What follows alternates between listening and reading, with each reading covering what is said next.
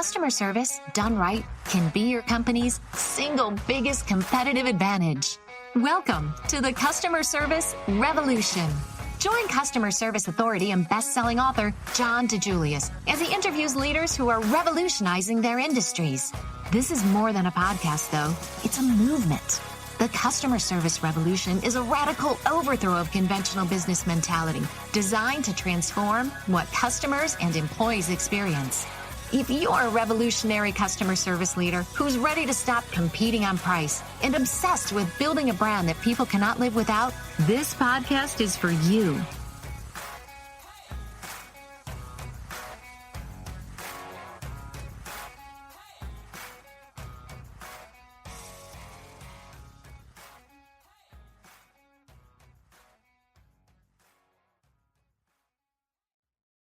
Hello, revolutionaries, and welcome back to the Experience Revolution podcast. I am Dave Murray. I am the Vice President of Consulting for the DeJulius Group. I am your host on this particular session of the Experience Revolution podcast, and I am super excited to be here this week because I have an amazing guest. I'm so excited to share with you Katie Osborne from Alpin Haus. Katie, welcome. Thank you. Thank you very much. It's so nice to have you here.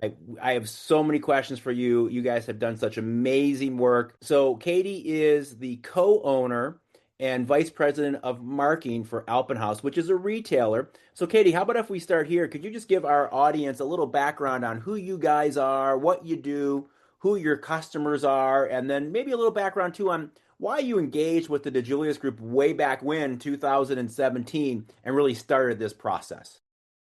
Okay. Well, Alpin Haus started in 1964 as a ski shop. And then through the years, we just kept adding different product lines. And now we just say we sell all things fun. So my dad started the business with his childhood friend. And then my brothers purchased his shares and became co-owners. And then I joined later on as co-owner. And so now we still have our ski shop. We actually have 3 ski shops. And then we got into RVs back in the 60s and snowmobiles and boats in the 80s, in-ground and above-ground swimming pool, patio, furniture. So anything that you need for outdoor fun, hot tubs. So it's been 61 years of being a family-run business, focusing on creating memories for families and friends. And the relationships is what really means a lot to us. And that's really what drew us to the DeJulius Group. Was Andy happened to see John DeJulius at an event and came back and was so energized and just said, we have to start working with this team. This is going to take us to the next level because our customers are what are most important to us, both internal and external customers. And so we brought a team of people to see John when he came locally, and they all agreed. They said, "Yeah, we have to do this." And so we signed on and started using your consulting services back in 2017, and started out by just having some in-person workshops a couple a year. And then, when we stopped that, we transitioned to me going through the CXEA Academy and have just continued it since. So, I remember back when we started in 2017 and, we had all of our managers and frontline staff and everybody thought, hey, this is just the flavor of the week. This is just Right. something they found that, they want us to do, and here we are almost 9 years later. And it's the flavor of the day, this is woven into everything we do now. That's fantastic. And, I reference you guys a lot when I'm out there consulting and working with other clients. You guys come up as examples all the time of how to do things well, how to get this done, how to really be successful at this. And I always reference the fact that you guys are everything outdoors and everything fun. And it's an interesting business you're in because you could almost make the mistake of just saying, okay, we sell so much fun, we don't really need to have this customers, right? It's the product. The product is great. People want the product. They need the fun. And so that should really kind of sell itself. But you guys looked at it differently and Andy came back that day and he was super excited and he got you all on board, and it really changed the path of your organization because it's such a focus of yours today. It is. It is. Yeah, the product delivers fun, but we look at it more that we're selling an experience. Mm, So we want our customers to feel when they walk in our doors or when they talk to somebody on the phone, they're having a great experience. We want to be the best part of somebody's day. great. I love that. Love that. So you mentioned that you started this endeavor in 2017. That was a Hmm. long time ago, almost 9 years ago now, and there was a pandemic jammed in there too, right? So for those organizations in retail, that probably wasn't a great time period. So you had all those things, right? You have the time, the length of time, almost 9 years. You had a huge interruption of that pandemic. Yet here we are today talking about the experience that Alpin Haus delivers. And one of the main reasons that I wanted to chat with you about is because I think your organization has done such an amazing job of maintaining the focus, maintaining the conversation, making it part of your culture, making it part of your fabric, as you brought up. It's Hmm. really part of who you are as an organization. So if you can think back to way back when in 2017, and you had your first couple of workshops, and we started to roll some tools out, and then you look to today and you go 9 years later and where you are today, how would you quantify your success? What would you chalk it up to where you really put your focus to make sure that you'd be here 9 years later still being so successful at your customer experience? I will never forget your team. I don't know if it was John or somebody else on your team saying, if you just went up to somebody on your team and said, I want you to provide a great customer experience. And then Mm, you went to somebody else and said, I want you to provide a great customer experience. But you give them no direction. What are you going to get? Because your thoughts on what a great customer experience are going to be different than my thoughts. So I know we always equated it to like a sports team, right? They're not told, hey, go win the championship. They're practicing day in and day out. They're training. They're working for it every day. The success doesn't just happen just by showing up for the World Series. It's the same, you look at, chefs. You can't tell somebody, I can't tell you to go make a gourmet meal, but not give you the ingredients and the recipe. So mm, you need tools, you need processes, and you need practice. And that's wow. what we've done. So with your team, we developed the tools. We developed our service recovery model, which is heroic. Hmm. We developed our non-negotiable hiring standards, which is stars. We developed our always and nevers and our service vision and pillars. And we just continuously train on that because the other thing is we feel, you can't just, it's not a one-time thing. Now, we're Right. not just going to roll out, hey, everybody, here's our always and nevers. Hmm. We have to constantly be talking about it. So, we started with the theme of the week, Mm, where I send out an email to managers with talking points, with what the topic of conversation is, and then some talking points around it. And we try to incorporate videos with that. So we have videos of our team members showing examples of the topic in action. And, that helps. one quick thing on the videos, because I love your videos. I think it does a couple of great things. First off, I imagine your team members want to be a part of that, right? They're fun, and so I imagine you have no shortage of volunteers that say, "Hey, I'll be in the next video." But one of the things that I really like about your videos is they're almost role play, right? They're almost showing what should happen, but they typically start with what should not happen, right? So Right. this is a lousy experience, or this is everyone else. This is just the average retailer out there, what it would look like. And there's kind of that's not us. And then it goes into this is what our Alpenhaus experience looks like. And then they actually kind of role play what it should look like. So it gives a really great example for those out there in your workforce saying, well, how does this one relate to me? Or I don't know if I get this one in my particular role. But then when they see it come to life, then they can internalize it. I love those. For sure, for sure. Like this week our topic was we are Alpenhaus. So, we talk about that a lot. I mean, we're a very diverse company. We don't just sell RVs. We're not just a ski shop. We do Right. so much.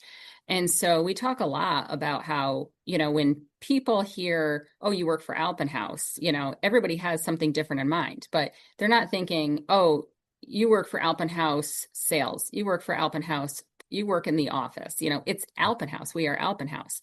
So, like our video this week showed, somebody from our marketing team walking through the ski and pool store and a customer coming in and saying, can you help me? And like you said, the X is when he said, no, that's not my department. Right. And then the what you should do showed him saying, absolutely, let me find somebody that can help you, and walking the customer to a specialist. Great. And you talked about your weekly themes. I noticed, because you shared that with us, I've noticed that you kind of categorize it. So I know that you are in CX 2025, right? So that's how you branded it for this year. So every year you kind of rebrand it, and it's a refocus. And now you're going through each week and you pick a topic for each week. I'm curious, how do you keep it fresh, right? You have some people that have been around for all 9 of these years and have heard this over and over. So how do you keep it fresh so that they're looking at it from maybe a different perspective, or they don't feel like they're hearing the same thing over and over? Well, I mean, the foundation is the same, but there's so many ways to keep it refreshed. With the videos, we're reshooting them with new scenarios, with new, with different employees. So it kind of creates some engagement and excitement around it. But the other thing is there's so many different topics. So it's not like, I mean, it might be a year and a half before they're getting the same topic. Like we might have one week where the only thing we're talking about is always on stage, or negative cues, or next week it's going to be Ford. So there's no shortage of topics. We talk about communication best practices and active listening and things like that. So we keep it fresh by just switching it up, while also reinforcing the things that we've covered before. But we also we recognize employees when they demonstrate these great customer experience standards that we have. We use Viva Engage internally, so there's a lot of shout outs there. Are those peer-to-peer? Are those manager-to-peer? A little bit of both? Both. Okay. Yep, it's definitely both. And then, Andy sends out a weekly email to all employees about what's going on in the company, and he'll give some shout outs to some great customer stories that he's heard, or, and the customer stories can be internal customers, employee to employee, and how people have helped each other out. And then we have our Alpi Awards every January, where that's our employees' favorite event of the year, where we recognize our team for the great things that they've done throughout the year. And, it includes the performance awards, like the top salespeople and things like that. But we created them as a way to recognize people for demonstrating our core values, our customer experience standards, and employees can nominate each other throughout the year. So they do something great and they can go on and nominate them. We had an instance where somebody came for propane. We sell propane here at our ski and pool store. And there were 2 employees out there with the customer. And all of a sudden, out of nowhere, it just torrential downpour. And one of the other employees looked out and saw that, ran out there with a huge golf umbrella to hold it over them while they filled the propane. That made it it made it on Viva Engage. It made it in the team meeting. It made it, as an Alpi nomination. So we're constantly trying to celebrate those things, and that helps reinforce and get people thinking with that mindset of what can I do to help others? What can I do to help my teammates? What can I do to help our customers? And, it all comes back to that. We are Alpin Haus mentality.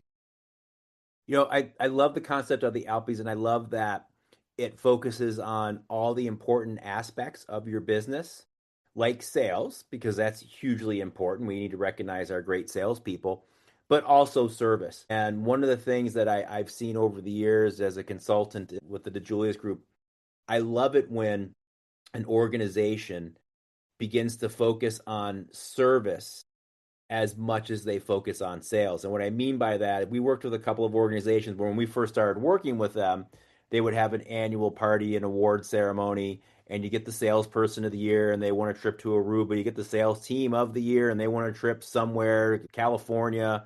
And then you get to the customer service person of the year and they got a little trophy, right? I was like, hey, good job, keep it up. But when we started working with them, we see a lot of organizations where they start to see the importance, and then that customer service person of the year starts to get more and more traction. And all of a sudden, a year or two later, they're equal with the salesperson, because you can make the argument they're just as important, probably responsible for just as much revenue in some cases, as far as retention and some of the other metrics that are out there. So I love it when organizations see that customer service side of things as important of the other key metrics in their business. So let me ask you, Katie, you are a proud graduate of our CXEA program. CXEA is held in Cleveland 4 times a year. It's the Customer Experience Executive Academy program. We really refer to it as the Masters of CX, a master's degree in customer experience, where you have the opportunity to learn our methodology really inside and out, so that if you're no longer working with us, of course, you could always call us and we'd be happy to come out, but you also have the tools now. If you wanted to maybe tweak one of the workshops or tweak some of your content, you could do it yourself, right? You could put together your own workshop and confidently conduct that and get the results you wanted. And I'm curious, how much do you think going through CXEA contributed to the success that you had with the continued implementation that you've had, that focus and how well you've done with that? How much do you think that going to CXEA on top of just the consultant helped with that process? Well, I think it was instrumental. I mean, I have my 4 binders and I still reference them all the time. And you were asking how I keep things fresh. I do. I go back to those binders. I go through, I look at some of the things that your team talked about and try to get new ideas. And of course, I'm always, reading or listening to the content that you guys put out also. But it really helped. And it also helped from a presentation standpoint and the questions that were asked, but then also some of the things that, your team and also my classmates, found really valuable. So, if I presented something and they're like, wow, that's great, it reinforced the idea that, hey, this is something we should continue doing. But it was just great resources through that course.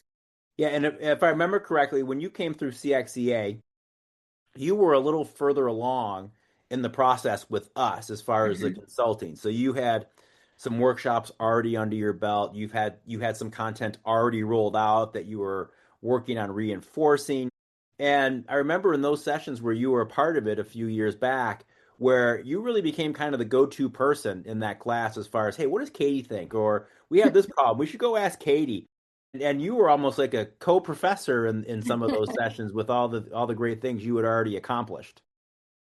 It was great. And I thought it was a great time for me to go through it because I felt it was helpful to have the tools and then be able to really look at them and see, are they effective or what else can I do to improve upon them? So I thought So I'm going to throw you a little bit of a curveball question here okay. and put you on the spot. You might have to give this a second or two to think about. But of all the things that you did, you went through so many great workshops and created so much great content. Obviously, the action statement, along with the pillars of the nevers and always, the day in the life empathy video, a couple of customer experience cycles, internal communication. You have a great internal communication guide that you developed as part of your world-class internal culture focus on that workshop. And of course, zero risk, right? You talked a little bit about some of those guides you have, the playbook on handling difficult conversations and what that looks like. So all the things that you have done as part of this process, your focus on the customer experience. Just curious, is there one thing that stands out as far as maybe you use the most, or the thing that really kind of became the foundation of your experience going forward? Boy, it's hard. I look over here, I have, or you probably can't see it, our internal communication best practices. And, the first block on it is have the mentality we are Alpenhaus. And so everything comes back to that. And I know we've asked the question of our teams time and time again about, what could we do to be better as a team? How can we better support each other? And one of the things that people always say is internal communication, internal communication. Yeah. So I do think that this grid that we created was great. But then we also, we have the Credo cards that we made that have our always and nevers on one side. And on the other, it has, the core values and our service vision and pillars. And all new employees receive them. And, we always have them at the ready, and we have them framed and in common areas, employee areas. So it is really difficult. I mean, actually, one of the things too is our non-negotiable hiring standards, our STARS model. Right. So, our interview questions are all based on that. And then our candidates are rated based on that.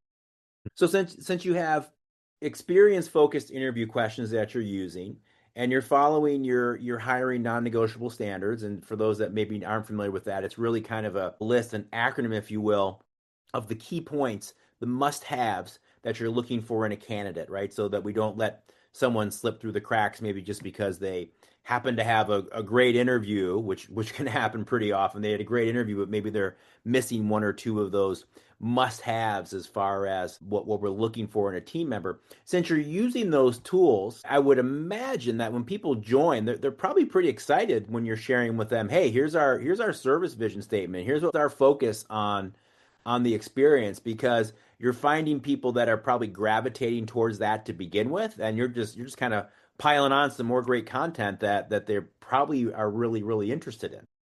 We have gotten great feedback from new hires, and even the way we treat them, so they start and, there will be balloons, there's a welcome sign, they'll probably get lunch or cake, their first day.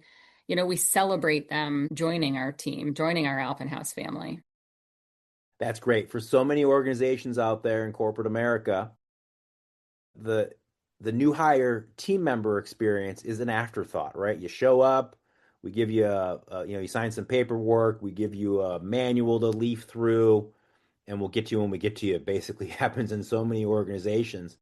And you guys going through world-class leadership focus and going through that workshop really created an onboarding, a new hire process, so that the experience is a primary focus, right? So they get it from day one, from before day one, during the interview process. You guys are focused on that experience that you're delivering. Yep. And it's something that, can always be improved. I mean, I had a meeting this morning with one of our managers, and we were talking about how the new hire experience could be much better and how we need to relook at everything we're doing and make some improvements. So any of these things, it's not just a set it and forget it, or set it, reinforce it, but don't tweak it. We've changed our always and nevers. After using them for a couple of years, we made some modifications to things that seemed more actionable and things that were of more value to us. Well, you bring up a good point. We always say when we're consulting with a client that nothing's written in stone, right? That everything should be reviewed and even potentially changed. Like you brought up, in some cases with the list of nevers and always, there might be some things on that always list that we eventually master, and maybe it's time to add something different because we've created that kind of muscle memory, that habit. We're doing it every single time, and we want to focus on a couple of other things to help improve our experience. Or sometimes in something like a customer experience cycle playbook, there might be some even small things like terminology that's changed or systems that have changed. So it's always worthwhile to go back and take a look and see where we might need to refresh a little bit. But a lot of times it's not because there's been changes around us, because we've gotten better, right? And so we need kind of a new bar to set, to reach for, so that we're not becoming complacent, that we're always looking to improve. So I had another question for you, Katie. We're almost 9 years into this, and I'm just curious. I'm not asking for numbers necessarily. Probably more anecdotally. What are some of the primary results that you have seen from this initiative over the last 9 years? What are some of those things that make you proud about what the work that you guys have done? I would say what makes me proud is how our employees interact with, other team members and with our customers, and, their whole thought process around helping others and trying to go above and beyond. I mean, we had an instance recently, which really speaks to that, where there was a couple from British Columbia that was on their way to go see their grandbaby for the first time. and they realized they had a bubble in their Class C tire, and they looked up repair facilities and they found us. And they walked in without an appointment. And so we called the tire place, and they had the tires, but they weren't going to be able to get them to us in time for us to be able to get the couple back on the road. So one of our service advisors got in her own vehicle and drove to the tire place, got the tires, brought them back, and one of our technicians put them on, and then they were happily on their way. So it's that type of experience that it makes me proud that they're thinking about that. Customers getting locked out of their campers off hours, and the RV outfitter or salesperson going to the campground on his own time to help them get into their camper. Employees, team members helping other team members when they see them struggling, or helping out at events that aren't in their department. So it's just that's really what fills my bucket. Yeah, that's great. You know what? As you mentioned that, it made me realize that I made the error. I left out of sharing with the audience of where you guys are located, because some people are probably listening to this saying, man, that sounds amazing. I want to go there to buy an RV or to buy a pool. And so I want to share that. And it's probably most relevant to the RV folks out there, because I know firsthand that RV folks travel, right? They're not afraid to drive 4 days to take their rig in for service somewhere if it's the right place to go. They'll do it. They'll camp along the way. They'll camp while they're there for service. They'll get in the RV and they'll drive back 4 days. So you guys are in upstate New York, primarily the Albany area, but how many locations do you have to date? We have 4 RV locations. So we have Amsterdam, New York, which is where the company was founded, and then Saratoga, New York. And then we moved one of our locations last summer. So now we're in Middletown, New York, which is in Orange County. And then we're also in northern New Jersey in Oak Ridge. Great. All right. That's awesome. So for those of you that are hearing this today and saying, I would really like to go there and experience this firsthand, there's some options for you. And then obviously on the other retail side, you have more locations across upstate New York when it comes to skis and pools and all the other things that we have talked about today. Yes. Yep. We have ski shops in Amsterdam, Clifton Park, and Latham. And our pool store is in Clifton Park and Amsterdam also. And then we have boats and snowmobiles in Amsterdam. Wow. You really do sell fun. That is for sure. Yes, we do. So what's next, right? So we're almost into Q4 for 2025. So your focus right now is CX 2025. Any big plans or big changes when we get into CX 2026? Have you started that thought process of what next year is going to look like when it comes to the customer experience? I know obviously a lot of it is, as you said, you have so much content. A lot of it is just repackaging it and making sure that it's still fresh, but at the basis, it's still kind of the same, right? And just repeating that, because we all know as adult learners, we really have to hear things over and over and over again to truly internalize it. So you're doing that. But have you given any thought to 2026? Do you make any sort of theme changes, or do you just kind of keep plugging away and keep rolling along with what's working?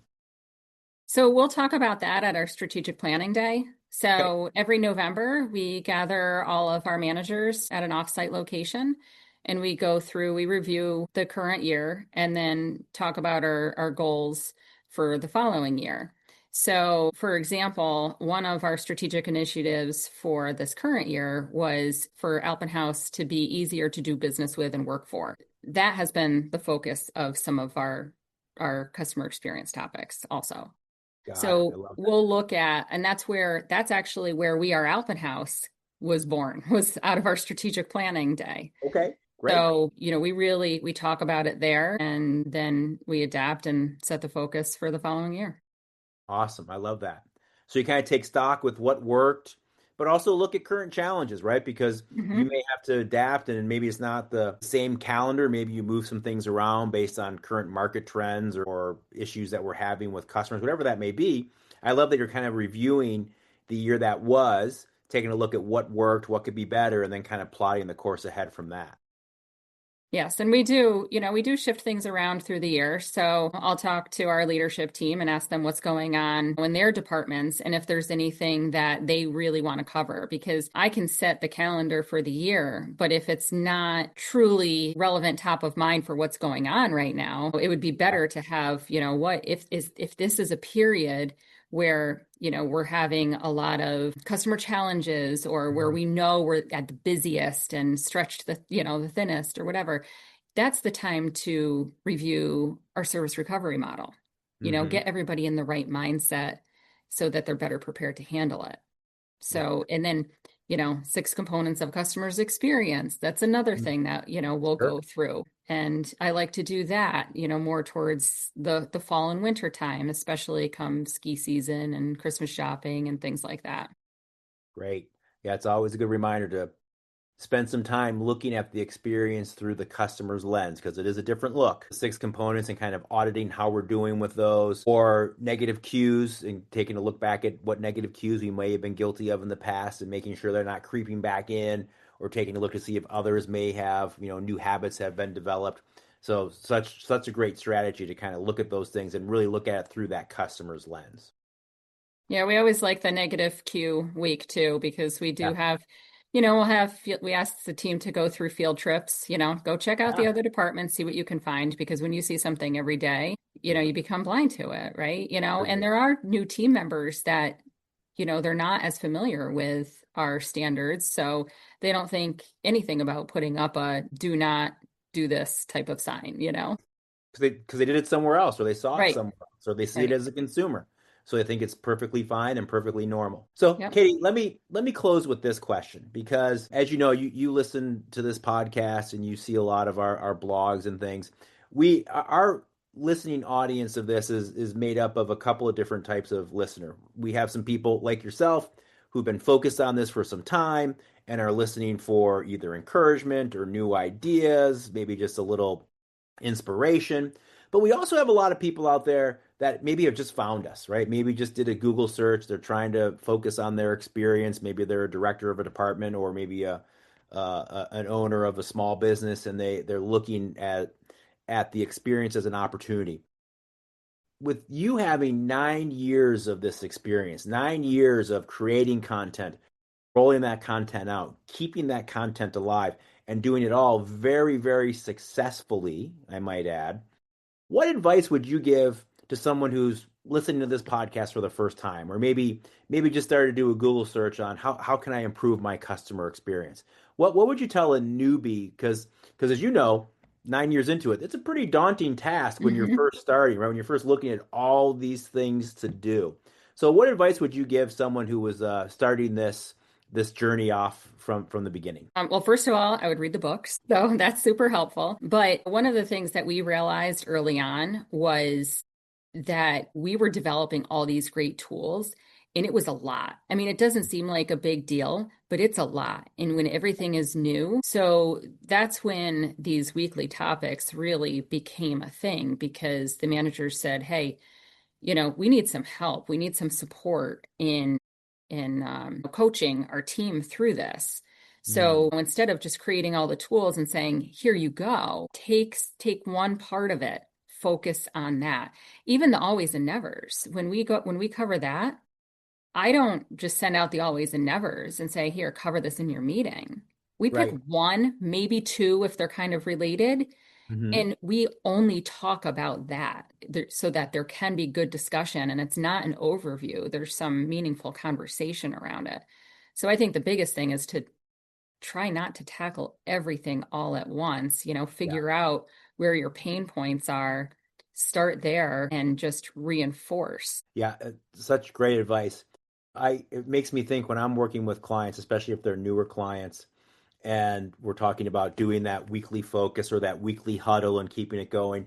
One of the pushbacks I hear very often is, "But we're going to run out of stuff to say."